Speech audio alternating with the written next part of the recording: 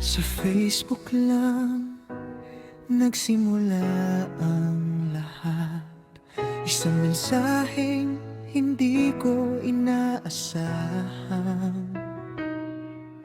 Hindi ko alam na ikaw pala ang sagot sa pangarap kong matagal nang hinahanap. Noong Enero 27, 2025, araw na hindi ko kailanman malilimutan. Nang sinagot mo at tinanggap ang pagmamahal ko, parang huminto ang mundo sa sobrang saya ko.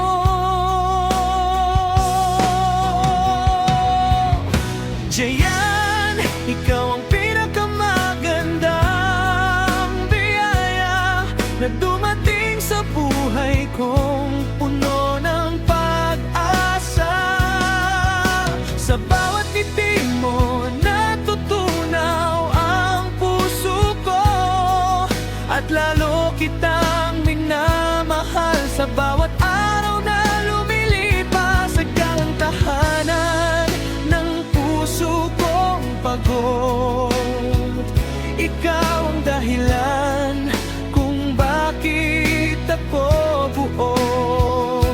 At kahit anong pagsubok ang dumating sa atin, hindi kita iiwan hanggang sa katapusan.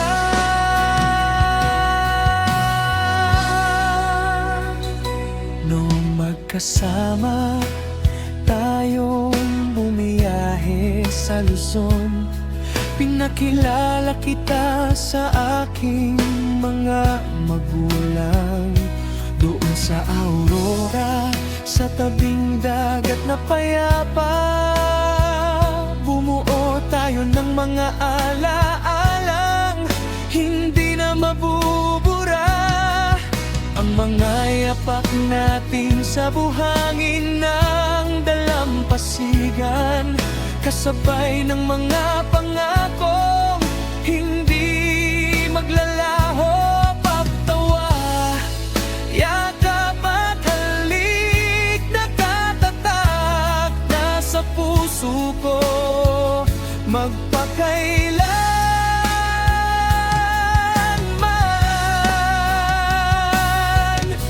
Kapag hawak ko ang iyong mga kamay, parang wala na akong kinatatakutan. Ikaw ang pangarap na naging katotohanan, at ang pagmamahal mo ang aking kayamanan.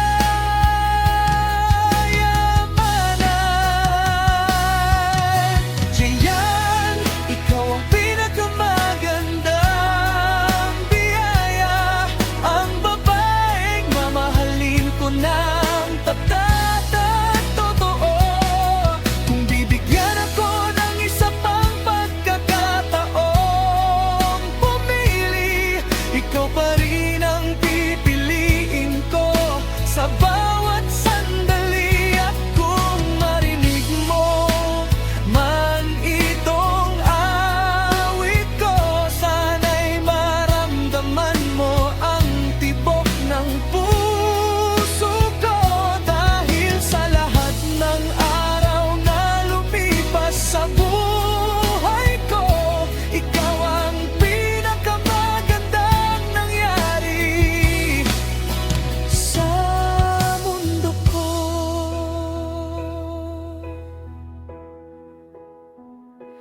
Mula Facebook hanggang sa ating mga pangarap, mula Aurora hanggang sa ating masayang kinabukasan.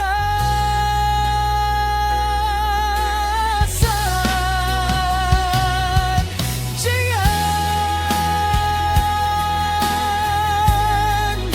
mahal na mahal kita. at